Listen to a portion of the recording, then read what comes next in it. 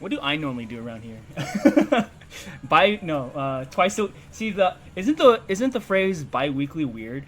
You would think every 2 weeks, right? But I think you could also say twice a week, right? So in a ways, bi-weekly can mean two things, right? I prefer to think of bi-weekly as every other week.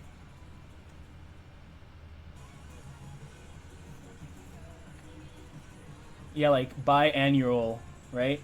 Or binary, or what's another bi word that doesn't have to be anything of the controversial kind. Um, by those are the only words I can think of. Okay, bi-weekly. Maybe we just keep it bi-weekly. The one thing I used to do bi-weekly, as in twice or every other week, as it. I don't know. Okay, maybe I do. I just call it DDR twice a week. Okay, that's just what I says in my stream title, right? Or not my stream title, but my stream description. Can we all agree on this? Twice a week. Okay, that way we don't have to offend anyone or say something wrong that we don't mean to. Twice a week, DDR streamer. When there's a fighting game in my life, I play that. I guess it's back to Tekken 8. I learned another one of my coworkers today plays Tekken 8. I was just watching in the break room. I was like on the last few minutes of my break, and I saw Dragunov versus Law on their screen. I was like, "Yo, you play Tekken?" He's a guy in the bakery, and I was like, "Oh yeah." It sounds like it's his first fighting game because I asked if he played other fighting games before. Imagine, imagine Tekken 8 being your first fighting game. It's kind of weird to go back to like look at what other like you're in a game that's really far ahead of what its predecessors were, but at the same time it's so different from them. Isn't that weird? Because like part of me plays Tekken 8 like a traditional Tekken, and then the other part of me plays it like it's its own thing because it's the things you can do in the game are simultaneously wild and also like still by the book. Some things are. Some things are. I mean, Tekken Tag was actually the first Tekken I ever owned because I didn't own a PS1, and when the PS2 was new, Tekken Tag 1 was actually a launch title, so that was actually my very first game. The thing that sucked though was I didn't have a memory card, so there would be some like Sunday afternoons where I unlocked all the characters, but I wanted to keep my console on so I could play them the next morning, okay? So, because the minute you turned it off, you lost everything. It sucked. These things only had what 8 megabytes. The curse of the memory card, right? 8 MB. What can you do with 8 megabytes these days? 4 pictures, right? Four high quality pictures on your phone. But yeah, you had to unlock everybody. So that means every character after you did like what one what was it, one arcade mode, I mean, yeah, you could just buy another memory card, but I'm saying like, but if you had a game you needed to save progress on, okay, and you can't do that because you don't have a memory card. You have to either keep your console on or hope there's a save file that existed on the internet of your game that you want to have stuff of, okay. So mind you, of course, you're gonna need one eventually. And back then, they were like $40. Now you can just get one at the Super Potato. I totally went off track, didn't I? I was like, what do I do here? I play DDR twice a week, and play fighting games. That's the usual schedule. So I don't know if I'll piece any content of my 2XKO stuff, but man, it was fun. But not without its problems. We'll get on that later. Alright, Way of the Samurai. I remember that game. I remember I rented that game, and so that game was like kind of like it was kind of ahead of its time. You all remember those Goosebumps books where you can like choose your own adventure? So you would choose a path in the book, and then if you did something, you had to go to a specific part of the book. You had to basically like, so alternate or like different scenarios would happen, okay? And of course you can change your ending. Well, Way of the Samurai was that type of game, but you're like a Ronin in some like run downtown. The very first, I'm gonna spoil Way of the Samurai, by the way, or at least what I remember of it. So you're a samurai, and you're in this town where there's this like chick who runs a tea shop, and like some Afro samurai dude who's supposed to be your buddy. What did I do in my playthrough? I killed him. I killed my buddy. And then there's like some revolution going on. I think like some guys bringing in guns are being introduced, and you're trying to like you're kind of choose sides, okay? And then there's like a blacksmith. He crafts your weapons. There was a weapon he crafted for me, and I didn't want to pay for it, so I killed him. What else? There's some guy and some chick in a red dress, and I think in my scenario she died, unfortunately. I couldn't save her, but we ended the revolution. And the rest is history. You know, there's a versus mode, but it's like one of those games where you could choose your path, and you have a story, and of course you would want to play multiple times. But yeah, I rented that game. Man, renting games was fun. Nowadays, if you wanna, you could just play something now that's probably readily accessible for you, you know? So it's just kind of like, it kind of takes the demand out of needing to rent. Nowadays, you could just play something, because there's probably something already out there for you. Yeah. Good choice, though. That brought back some memories. It also reminds me of some of the other games I used to rent from Blockbuster and Hollywood Video. I rented, what other games did I rent that I really liked? Shinobi. Shinobi for the PS2. I actually rented that thing several times, and lo and behold, when I decided to buy it, I realized I was actually very close to the end of the game. So I was like, damn it, I just needed to play it one more time. But whatever, I have the game. The game's still hard as hell. Maybe not the pawn shop, but like, I don't know. I kind of need to know what I'm going to be playing for me to want it. I mean, outside of, maybe Dynasty Warriors and Dance Dance Revolution, I don't know what else I would want to play that isn't already readily available to me, you know? I mean, I'm pointing at my whole PS2 collection. It's pretty big, but it mostly consists of fighting games, adventure games, and that's about it. One game I really should play, though, is Beautiful Joe 1 and 2. I have them both, but I only played the first one because I actually own that one, and it was gifted to me for my birthday a long time ago. So I have that one, and then I bought Beautiful Joe 2 on PS2 just, cause. Let's get more games in.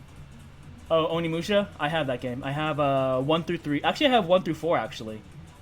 The third one's my favorite. Onimusha, right? Yeah, I should play those two. I really like the third one. There's a fun mini game in the third one where you can play as Samanosuke with a bow and arrow, or Jacques with a submachine gun. And there's like a target gallery, but these targets move, and you're trying to get accuracy, not miss anything. And I preferred Samanosuke's because his arrows move faster. I think no. His moved slower, but I think it had a bigger hitbox. And then Jacques' bullets moved faster, but had a smaller hitbox. I think that's what it was. Rent games from the Blockbuster. Under? Oh, wait, well. Oh, the Dunkin' Donuts was a game store. You know the Dunkin' Donuts that's here local to our town? Well, there's like 2 Dunkin' Donuts. But the one closest to my workplace used to be many things, actually. It used to be a Taco Bell, and it used to be some barbecue spot that did not last long. But the Dunkin' seems to have stayed for a while, so. Funny story about Onimusha. Actually, let me show you my copy of Onimusha. Is this my copy of Onimusha? Oh yeah, it is. Okay.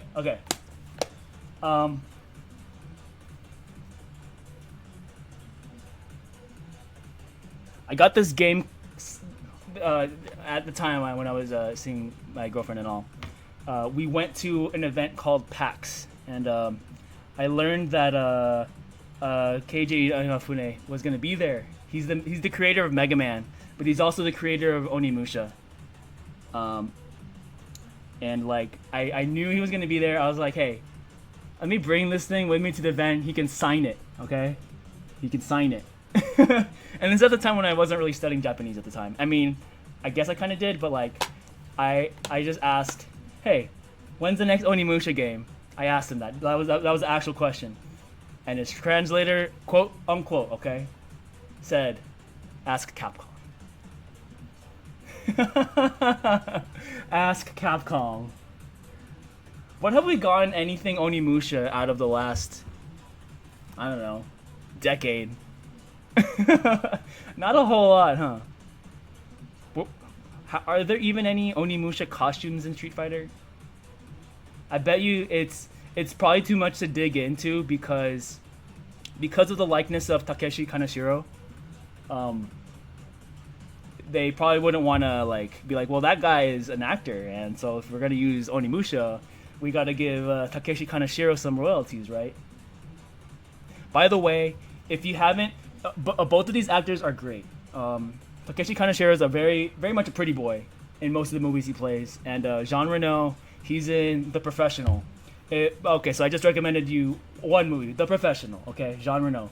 He's also in a movie called Rollerball, or is it some sports movie where it's like a game of death? But Takeshi Kaneshiro, the only movie I've ever seen of his was The House of Flying Daggers.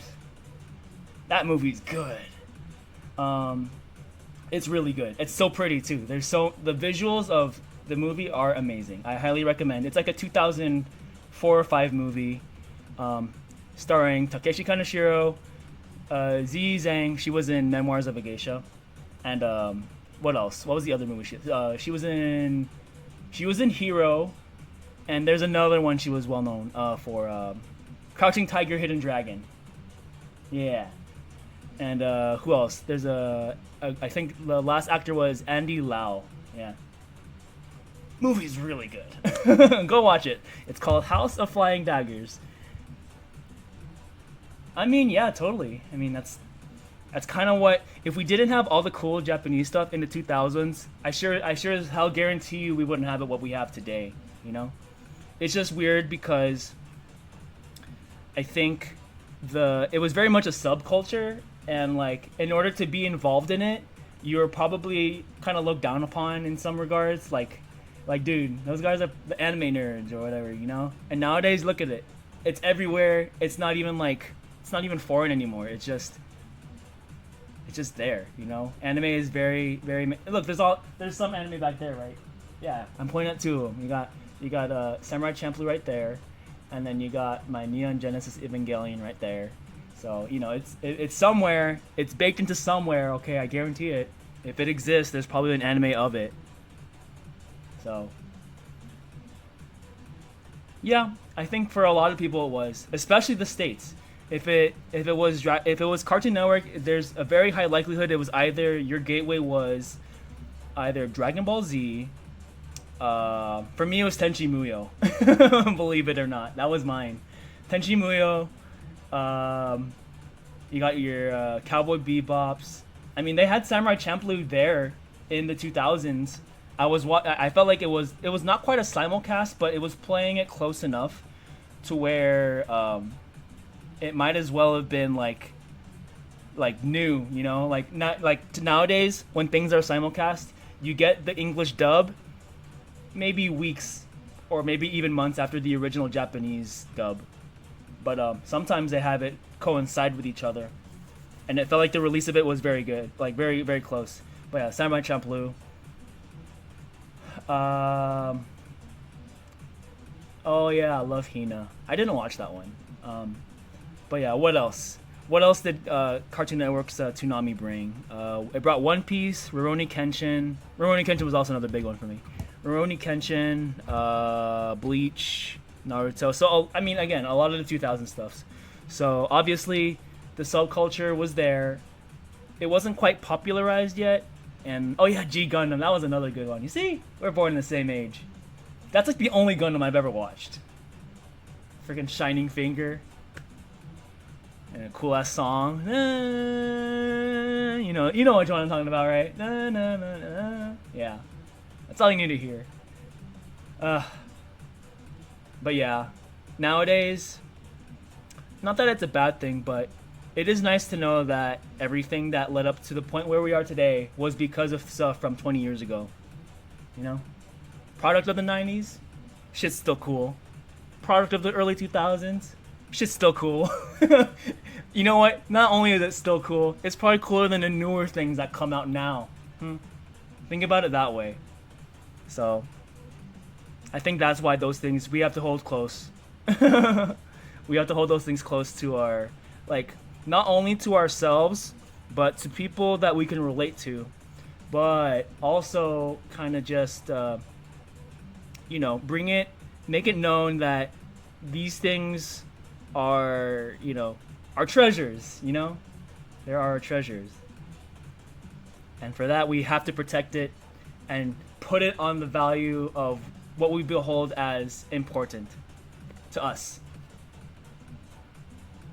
Demon Slayer, my hero. I mean, they're not bad, but I think there is stuff to be desired. I mean, it's obviously they're popular now, okay? And since you're on the topic of Demon Slayer, I might as well play the song from Demon Slayer after we're done with this chat here. I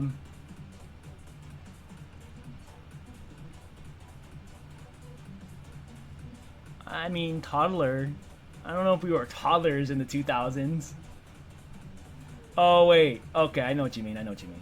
But still, if we're talking, like, 90s, that means at least we were old enough to trade Pokemon cards, okay? But anyways, I think I've gone off enough. What I mean to say is, Japanese subculture of anime and video games has come a long way, and we got to keep it alive and well, and show that it is pretty damn cool. And that's why I do DDR streams, because I love it so much. Alright, anyways, let's get back to the song. This is gonna be, obviously this is gonna be content, I'm telling you right now. This will be on the Let Me Tell You About It on my YouTube channel, okay? Alright, back to the song.